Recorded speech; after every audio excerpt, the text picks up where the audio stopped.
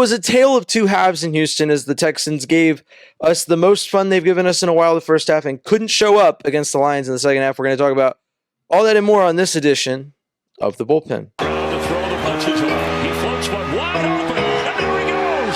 Tagged down for a Texan touchdown.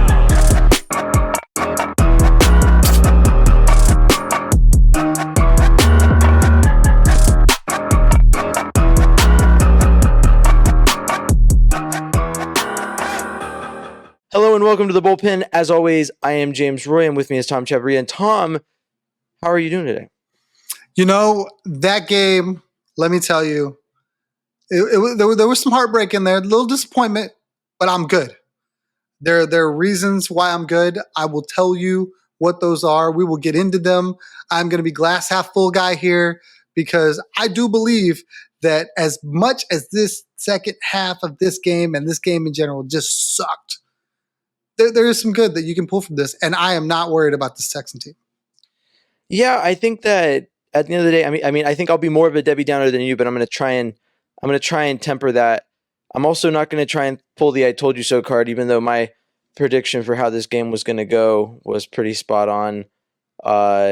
It still hurt. It went worse than I thought it could have, and it hurt more than it was supposed to based off the prediction I gave. But I think that everything that happened, for the most part, everything that happened in the second half can be corrected. There's some things that I feel less confident in that on, but let's talk about it. Let's talk about the game. The Texans playing the Detroit, going into this game, I saw a discourse that kind of took off on Twitter where it went, from Nico could come back and save us to this game will not even be close. And then all of a sudden during the game, it went to, oh, wow, we could really do it, to, wow, historically bad second half, historically bad loss in terms of what it took for the Lions to come back and win it. Just overall historic for a lot of the wrong reasons. I want to start with this for you, which is that just comparing the first and second half. First half, pretty smooth sailing for the Texans. There was that pick by CJ. It was canceled out by the pick by Kamari Lassiter. Generally speaking, through the first half, some people, the first thought I had towards the end of the first half was maybe the Texans finally did enough in the first half that they might be able to overcome their historically bad second half. So I was kind of preparing myself for what ended up playing out to some extent. What do you think is the disconnect? What happened in the locker room? What did this Texans team go through going into the locker room and coming back out that made it such a drastically different looking game? Because I've been harping on it for the past several weeks. Texans football has not been fun for the past several weeks. We got fun Texans football in the first half, and then we got whatever. I don't even know how to describe what they put on the field in the second half. It was just it was less than not fun. It was unacceptable. But what was the difference in your opinion? It's not going to be a popular talking point. Some people are not going to like where I'm coming from. I understand, you build up some of the players on your team to, levels in which they are, beyond reproach. But for me, simply put, in the first half, I believe we got elite level CJ Stroud. And in the second half, we did not. And when you look at what CJ Stroud was unable to do in the second half that he was able to do in the first half, it's really the tale of the tape for me. You got an offense that was able to generate points, albeit not touchdowns, but not as many touchdowns as you would like, but they definitely scored. And then in the second half, they put up a bagel. And some of the stuff that we saw CJ do well in the first half, getting the ball out quick and on time and early, taking checkdowns, being really efficient, getting the ball out quick. In the second half, I think, especially after the very first play, you just saw somebody who was a little timid, who took an extra beat. He got happy feet again. He missed, some throws that he normally makes. And, in a game where these are two elite football teams and the other team made mistakes too. So it's not like it didn't go both ways. One play here or there is the game. And for me, I feel like the Texans were down a couple players. So I don't have the angst. If this was both teams at 100% and they lost by a field goal, I would feel differently, you know. But for me, I think when you have two elite playmakers that did not play for the Houston Texans and they played this game to a field goal, when a lot of people thought that if Nico Collins did not see the field or if Will Anderson Jr. did not see the field, the Texans had no business being in a football game with a 7-1 Detroit Lion team that hung 50 on Tennessee like 3 weeks prior. I'm okay. Yeah, and so I mean, I see your point. I'm not going to say that you're wrong because that would be to say that the sky is not blue on a clear blue sky day. But to me, here's what it is, right? CJ didn't have the best second half. I think that the Texans started the second half the way they intended to play it, with that interception, which was very detrimental to the momentum. And that's what I would speak to. If you don't believe in momentum, you're not going to like my answer to the question, because that's simply put, football's a mental game. And I think what happened is it's a combination of a lot of things. And at the end of the day, I think it's easiest to go to CJ, when you look at what happened, since he was the one executing on the field. Bobby's scheme is predictable, and it's supposed to be quarterback friendly, but it sets you down a path where if your quarterback is not in the right mental space and starts making mistakes, the scheme is not going to give him any forgiveness. Because when the expected sequence of play calls went ahead is run, pass, and if you get any penalties or if anything goes wrong and you're set up with a long third down, the other team can pretty much guarantee that one of the wide receivers is going to be catching a screen pass, and they just have to stop him. So the scheming is not friendly to what started the second half off. CJ took a nosedive in the second half mentally. And then, as has been the case all season long, this offensive scheme is not conducive to digging a quarterback out of that. You said it great in the first half. CJ was in a good mental space. He was able to take the checkdowns. It was quick, short drops. He had some kind of boneheaded throws in the first half that were able to be forgiven by the fact that he never was put in a bad place mentally. The pass protection was better. And as I said last week, that was always going to be the case. The play from the offensive line was not like elite level, but it was far better than it had been for the past several weeks. And it gave CJ what he needed. It didn't give Joe Mixon what he needed, but that's a whole. So at the end of the day, what it is that I think that you're up by so much, and then you make a mistake at the beginning that's more detrimental, actually affects the game. We go from a 23-7 game to like actually, an actual real mistake that has affected the scoreboard. And from there, tough to move forward with it. Another question that I have for you, because I know last time that I read the stat sheet on this and it kind of reinforced what I thought I saw. But I've referenced stats like this before, and you've been quick to give me the rundown on it, so I'm going to run it by you.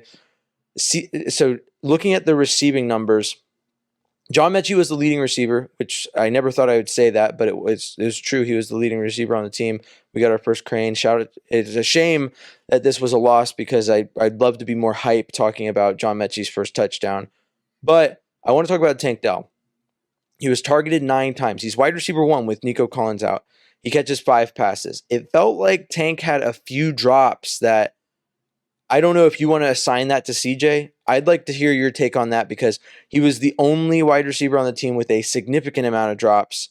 There was other people with 1 or 2. Tank was the only wide receiver on the team that really had significant drops. What do you make of that?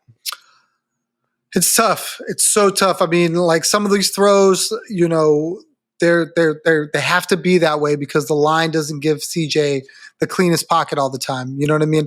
I don't have the faith in the offensive line sans Kenyon Green that a lot of people do.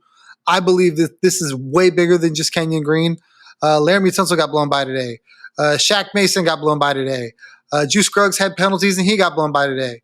Titus Howard tried to take the football away from CJ Stroud. So, you're the only guy that I can say right now that hasn't disappointed me to that point is Jace Patterson and Jared Patterson. I'm sorry, Jared Patterson.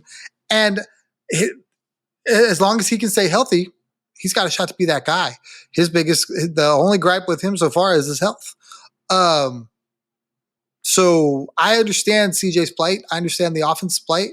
I thought they pass protected better because Detroit doesn't rush as much. They rushed far less than they did before Aiden Hutchinson went down. So you have a team that struggles with the pass rush, and then you have a team that doesn't pass rush as much. It worked out in our favor. I thought in the second half, I understand your issues with the play calling, but I mean they came out of the out of the gates, and the first play call was a pass, which I was surprised, and I thought it was a good thing.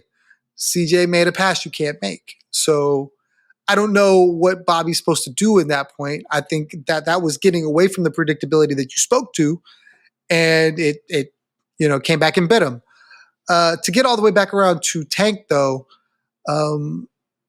I thought he played really well. I mean, I thought that Tank probably could have been targeted a few more times. I think that there were some plays that I think I saw where I thought Tank could be open every time. They had him in motion one time, and they sent him out late in the game, and it was like an in to an out, and it was like Tank got 10 yards on that play, and I'm like, that guy's giving Tank 5 yards every time. And they could have went there a lot. And I think CJ was looking down the field, which he does, which we love. But I think there are certain situations where, especially in his sophomore year, I wouldn't call it a slump, but I just feel like he's taking this.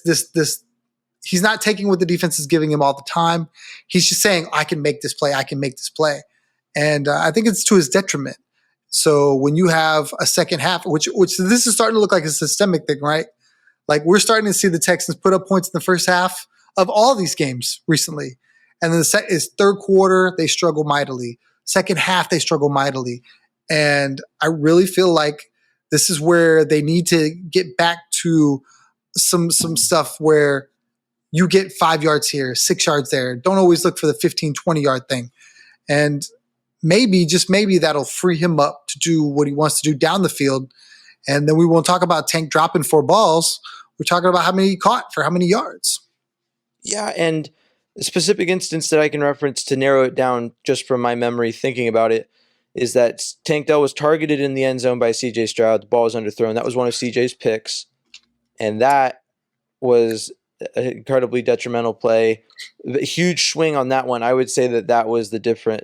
You could point to that as a play that C.J. made that was definitely the difference in the game because he puts a little more mustard on that ball than the Texans have a touchdown on that play. So very big difference there. And to speak to your point you just made a second ago about the surprise of Bobby Slowick coming out with a pass play to start the half, I think that's where we can look and kind of assign some blame to CJ, which is that Bobby has a tendency to go conservative. The whole team has a tendency to go conservative in the second half. And the first time that they kind of tried to push the ball down the field to start the second half, CJ throws a pick. And I think you could probably trace back to that and say that that's what pushes Bobby Slowick's mentality and play calling into that conservative niche. And then once it becomes predictable again, then CJ's kind of got his hands tied behind his back because the only thing he's throwing is a screen on third down and 3rd and 20 because all of these boneheaded decisions are being made in the downs prior and setting the Texans up to not really have a legitimate shot to run a play that could possibly benefit the team. So I can see your point there. Let's speak to the run game. So the offensive line struggled mightily to pass protect for CJ, but seemed to be able to get the run blocking right for the longest time. Kenyon Green goes down, and then they trot out a new offensive lineup. We look at Joe Mixon, 25 carries, 46 yards, and a touchdown. His longest carry of the night was 8 yards. This is an offense that relies on explosive plays. It's one of the reasons the first half was so fun to watch. It's one of the reasons the second half was miserable, was there was really no explosion for this team. And anytime there was, it was negated by penalties or such. What do you make of the Texans' run performance? This is the first time that Joe Mixon has not put up 100 yards pretty much in his time as a Texan in a whole game that he has played. But do you think there's any reason for concern there? Is this just a tough matchup with the Lions defense? What do you make of it? I absolutely think this had more to do with the Lions and less to do with the Texans. I believe that they identified Joe Mixon as a guy that they weren't going to let beat. They were really stingy run defense, and that really has a lot to do with where the Texans struggled. I think ideally the Texans wanted to run the football. The Lions knew that, and they were like, okay, we're going to make CJ beat us, and didn't think that CJ would be able to do that because the line struggles. I think the Texans in turn did the exact same thing to the Lions. You saw a Lion team that builds their entire offense on a two-headed running attack that is thunder and lightning is what they call it, or Sonic and Knuckles, I think. And the Texans did a phenomenal job shutting that down. That's why you got Jared Goff throwing 5 picks in a season where he'd only thrown 4 picks all season prior. So it was a chess match. They played it at each other both ways. They basically said, okay, you want to run the ball, we're not going to let you. Texans, you want to run the ball, we're not going to let you. And, that basically made the game the way it was. Yeah, and it showed up the whole game, right? As fun as the first half was, it felt like the Detroit Lions were a brick wall, and it started. I mean, the first play of the game, I believe, was a toss that got gobbled up, and it didn't feel like we were getting explosive mixing, and it felt like we were getting that explosive play calling or that explosive movement of the ball from the passing game, so it was acceptable. And then when in the second half, the passing game doesn't come out the same way. The Texans hadn't shown the ability to run most of the game, so they weren't going to suddenly be able to do it. And so it just became this whole thing, and it was really, I think, part of the reason why at the end of the day the team didn't do as well as they probably should have. Let's look at the defensive side of the ball. The defense was on it. You could say some of those interceptions were just like fluke plays, but when you practice tip drill, you practice tip drill for the very reason that from what we saw today with those interceptions, you don't get those interceptions if you don't practice tip drill. So shout out to the defense for getting all these interceptions and for playing as well as they did without Will Anderson Jr. Do you think that this is a similar thing where as the game went on, the Detroit Lions managed to find some points later? Do you think that's the typical atrophy of a defense after being asked to do so much with the offense not stepping up? Or do you have any critiques on like where the defense could have done better later in the game? I really don't. I really think that they were just gassed. I really think you're looking at a team.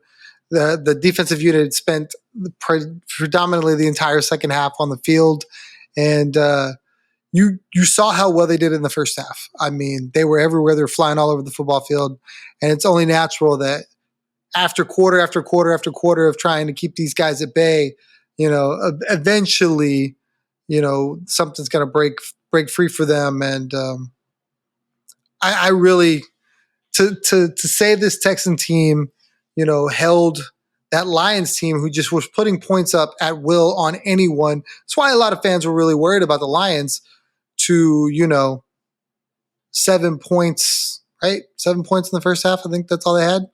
So I can't say enough good things about the Texans defense. I thought they were phenomenal. Jalen Petrie, phenomenal. He was flying all over the football. Jimmy Ward, when he's not tackling his own teammate, causing potential concussions, was phenomenal. I think for what they ask Toa to be, I thought he played really well. He's definitely not a guy you want in coverage, but everything else looked good. Kamari, before he got hurt, looked great. Kalen Bullock looked great. Those are rookies out there making plays on Jared Goff, who's, arguably one of the best quarterbacks in football right now. Can't say enough good things about the line. Danico Autry, the first 2 games, everybody's like, where's this guy at? And now he's just making play after play after play. And I think he stepped in to play Will Anderson's role. And I'm really excited to see what happens when Will Anderson comes back. And now you move Danico Autry in, and now you're able to have him interior rush the way he's able to do it off the edge. I mean, who are you going to block? Exactly, and it's a shame that Fatukasi went down in the middle of the game. He was ruled out. I hope it's not long term, but we'll see how that goes. But Mario Edwards supposed to be coming back soon. So this defensive and interior, really the defensive line in general, super deep group. Super happy with that. I think that a lot of people underestimated how much injuries were impacting the defense. As good as they've played, I think that the difference is not in the quality of the initial product, but as I said at the beginning of this talking point, there's a point where you kind of run into this atrophy where a defense can only play so good for so long without that help. And one of the things I think that kept the Texans in games for a lot of the season was the depth and players that were injured. So there was a stretch where they're playing without Azeez Al-Shaair, without Jimmy Ward, without some of those guys that give you that flexibility to play deeper into the game as a defense. And so it was nice to see those guys come back and have an impact. And it makes me even more excited for Christian Harris's return in Week 15, because that's been reported that he's coming back after the bye week. So super stoked about that. As far as special teams goes, there was a chance for this to go into overtime, kind of, depending on how you view it. Ka'imi Fairbairn misses a 58-yard field goal. How much of this do you place on special teams, or really, I guess, Ka'imi, because the rest of the special teams, I mean, Tommy Townsend had a game punting. It felt like we speak to that interception that Kamari Laster had, where it put the Texans down on the 1, and then they couldn't move the ball, and Tommy Townsend basically flipped the field by himself with the punt that he put out there. I mean, a huge change for him over the past few weeks, having been so meh to this point in the season.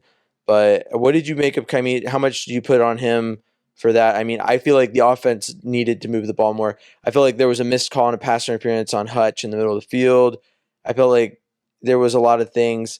And normally I'm the kind of guy who likes to harp on those calls and be like, that was the difference in the game. But there was so many things that were the difference in the game for the Texans. I don't think they should have had to rely on the refs to not be blind to win the game, because they very easily should have won the game a lot earlier. But maybe that's just my point of view. But anyway, how do you feel about Fairbairn and his performance? Well, I definitely don't agree that the Texans should have won the game outright. I don't think anybody.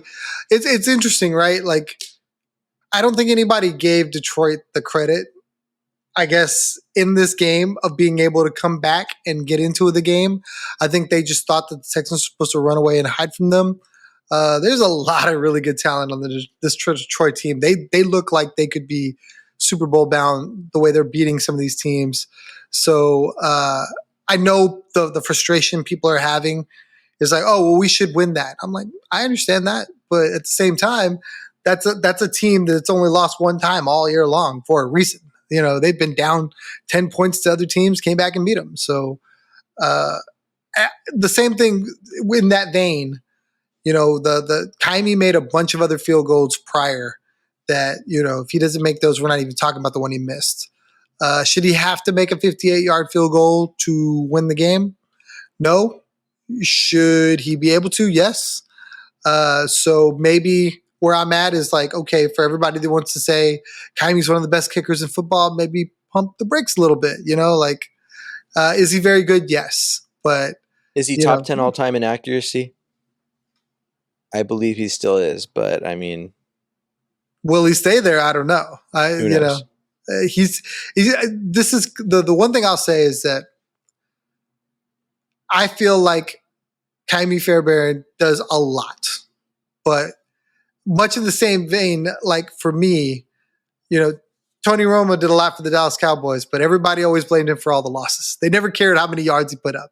It was always, he'd throw for 400 yards and 3 touchdowns, but the one interception at the end of the game, Tony Romo's trash. So, well, it's funny that you bring up Tony Romo, because I actually had a talking point that very much incorporates him based off of something you said, which is that I agree with you. There's a lot of things that that led to the point of the field goal. But I think when we look at the drive that resulted in the Texans attempting a field goal that far back, I saw Texans County had tweeted about it, and I kind of agreed with the point, which is that it felt like the play calling on that drive was intended to put the Texans in field goal range. It never intended to pursue a touchdown.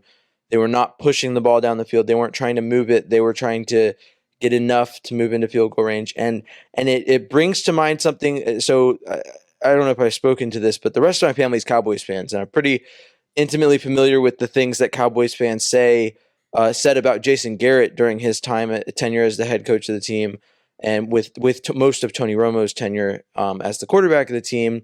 And that was that, oh, the Cowboys are so good, they should be a Super Bowl team. Their problem is that they don't play to win, they play not to lose.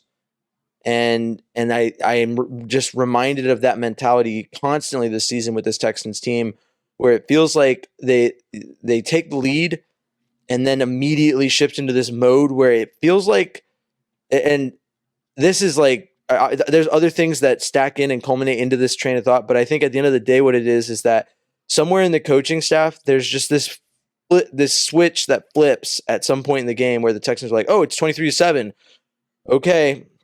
And now that's not when it happened in this game. When it happened in this game was after CJ threw that pick to start the second half. That is when the switch flipped, where the Texans' whole coaching staff goes, we've got the lead. We'd better hang on to that. And then instead of doing what any sane person would do to hang on to that, like trying to score more points to ensure that it maintains, they go, okay, well, how do we run more clock?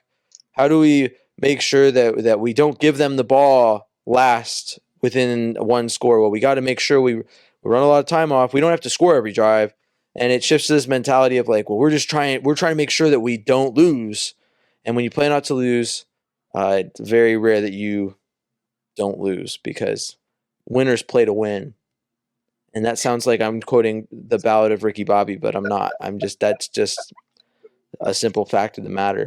So I don't know how you feel. I'd love to hear if you agree with that, Tom. But for me, that is something that's been a prevalent thought for the past like 3 or 4 weeks, in which the Texans have not scored a second half touchdown. Is this thought that the Texans are just playing not to lose? They're not playing to win in the second half. They're playing not to lose. I guess it really depends on where you find fault. Like, was it Bobby Slowick's fault that CJ threw the pick? Is the first play out the gate in the third quarter? I mean, was it Bobby Slowick's fault that he underthrew Tank Dell? I mean, you can't say that they weren't trying to score points or push the ball down the field in those instances, but in both of those instances, the opposite happened, and that in turn will change your play calling. Well, let's not do that because I don't want to give up more of the lead than I already did. Now, I agree with you. I do believe that they are conservative in their approach, but I believe that they do that because of how elite their defense is. However, I only think you can ask the defense to do so much for so long. I think the offense definitely needs to find another gear to get that one more score to put the game out of reach.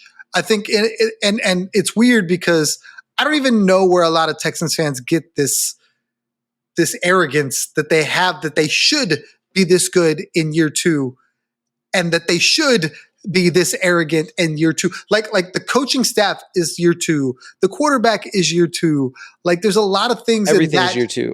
Everything's year 2. So like I just watched the Chiefs team almost lose to a Broncos team in their building.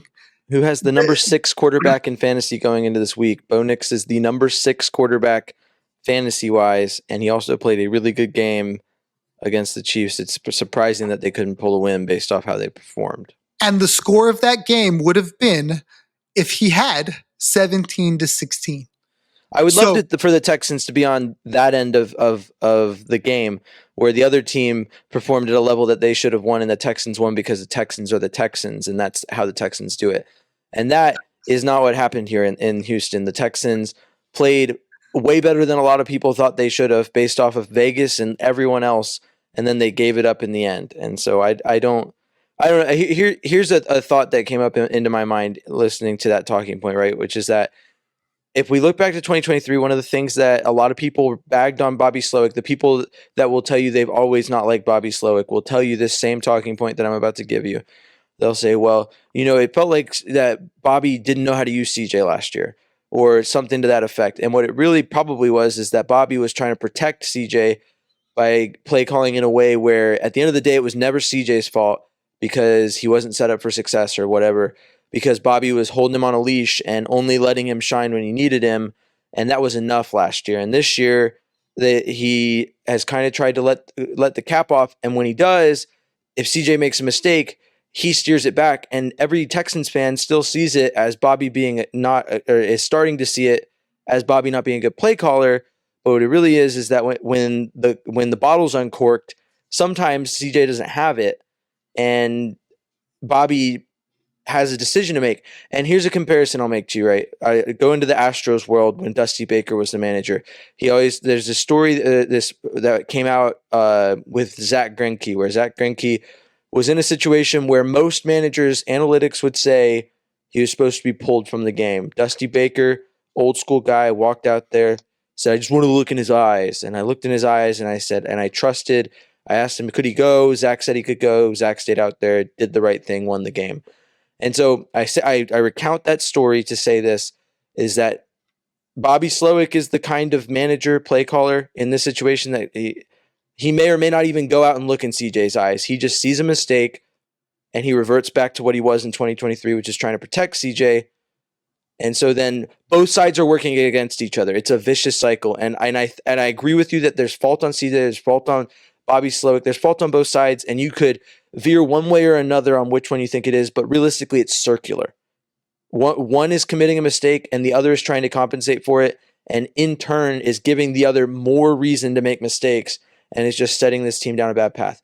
And the Texans were not in that circle in the first half. In the first half, they were bouncing off. They were playing more of that, oh, okay, well, CJ threw a pick, whatever. We overcame it and we kept playing ball. And because I'll tell you, the Texans scored that touchdown at the end of the half.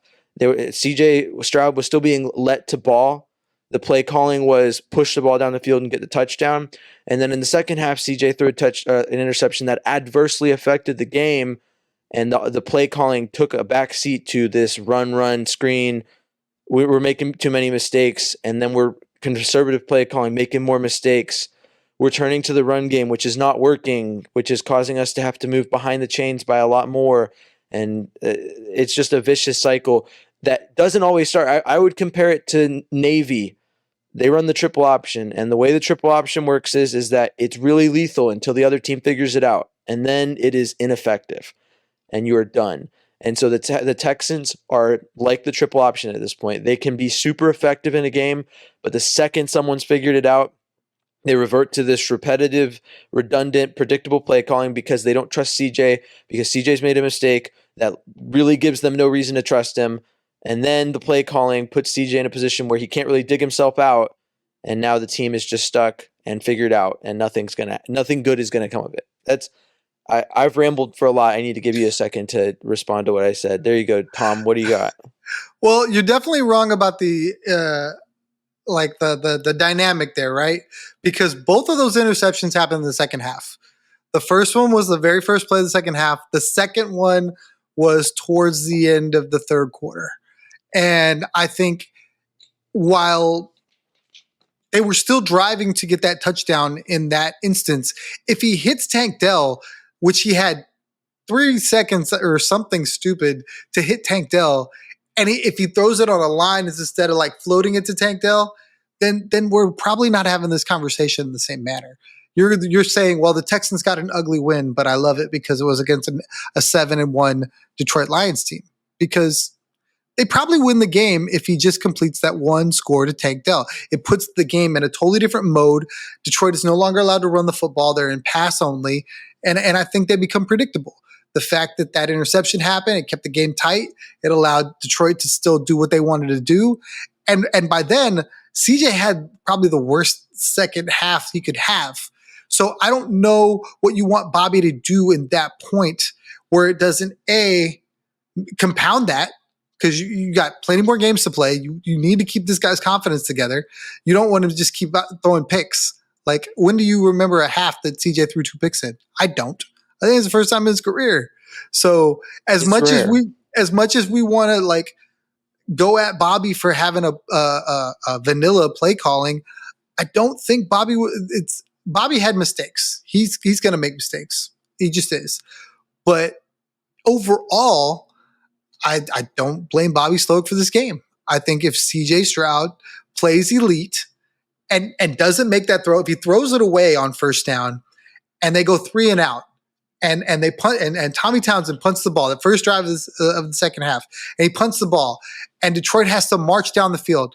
The energy and the vibes and whatever else you want to call it for, the younger crowd is different, right? Right? The momentum is different.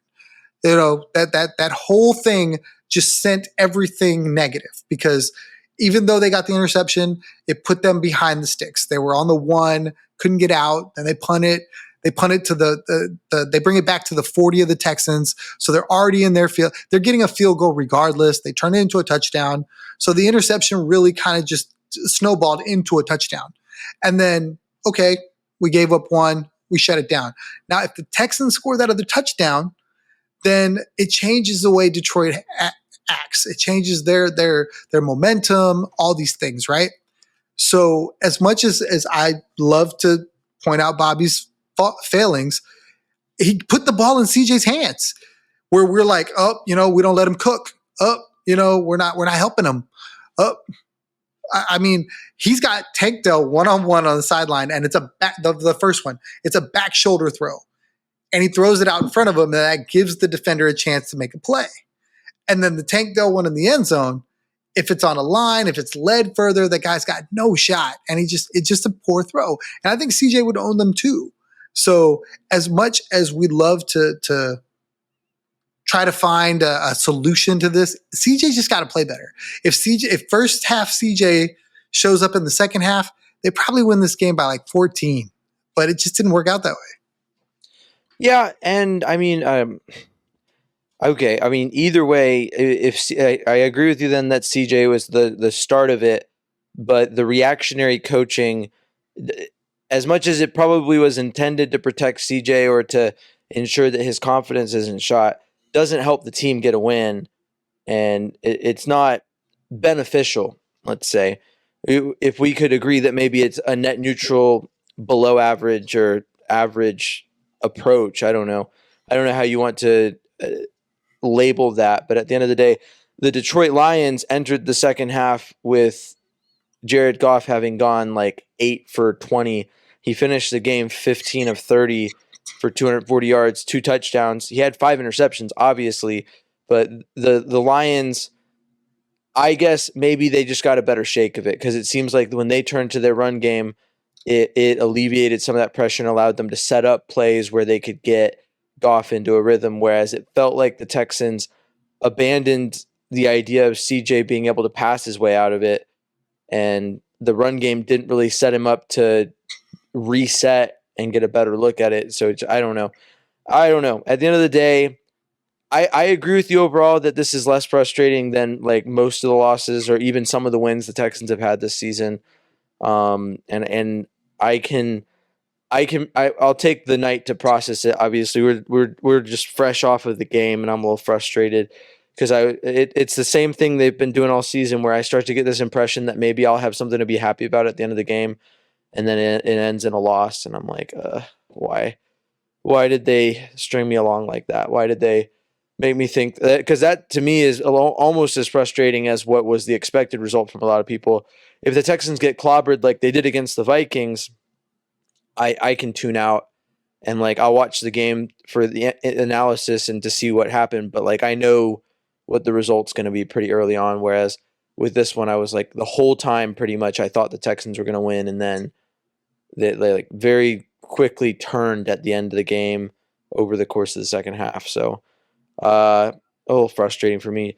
But Tom, do you have any final thoughts before we kind of bring this thing to a close? Well, the reason I don't feel the way you do, the reason that I am okay, fresh off this loss, is because it happened in November. You know what I mean? Like these are the kind of games, if you're going to lose them in November.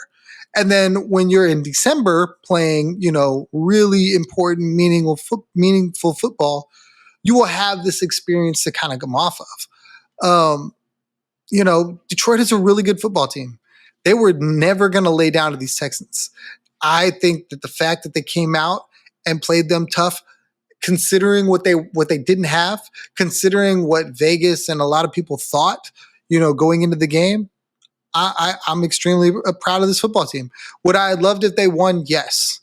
I think nobody was going to be satisfied the way they won because of how well they started.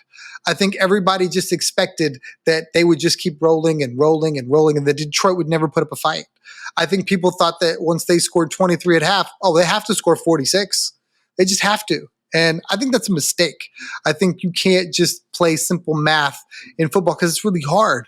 And one play changes the momentum. You get another team back into a game, and now it's just the battle that you thought it was going to be. I mean, I want to know, honestly, if I told you, forget anything other than this, with 5 minutes left to go in this game, the game would be tied. The Texans would have the ball. They'd have 3 timeouts, and they'd start from their 25. Would you have taken that all week long? 100%. Without knowing anything about the game, and that's why it's disappointing, is because I know about the game and I watched it happen, and I got my hopes up, and I watched the Texans go up 23-7, which in a lot of games is enough usually to be able to hold on to a victory, and to watch that slip. And don't forget the context of this historically is that in since 1970, no team has been up by 15 plus points and forced 5 interceptions and not won the game.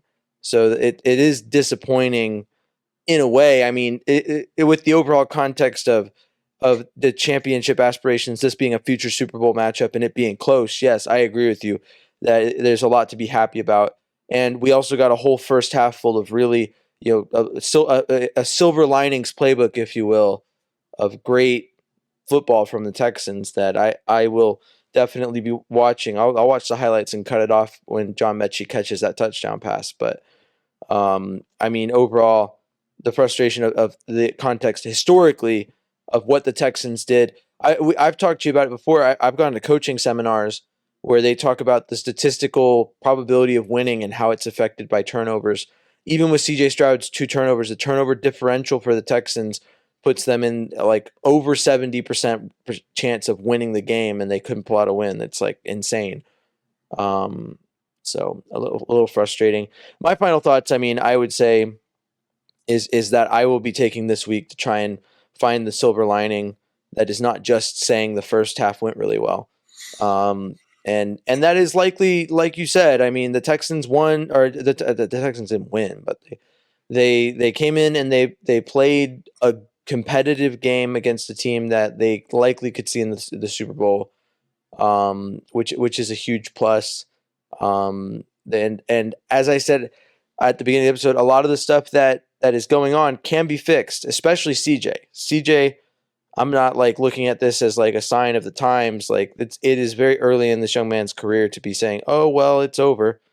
Like CJ can get right. So I'm not going to lose sleep over it, but I will take a little time to process it. That's for sure. But yeah, thanks for listening to us talk about the Texans. Hopefully we'll have some good to report on. Because one final thought also on top of that is that the next 4 games are all very winnable. A schedule that features the Dolphins, Cowboys, and then the Titans and the Jaguars is a schedule that should have the Texans close to 10 wins at the end of that stretch.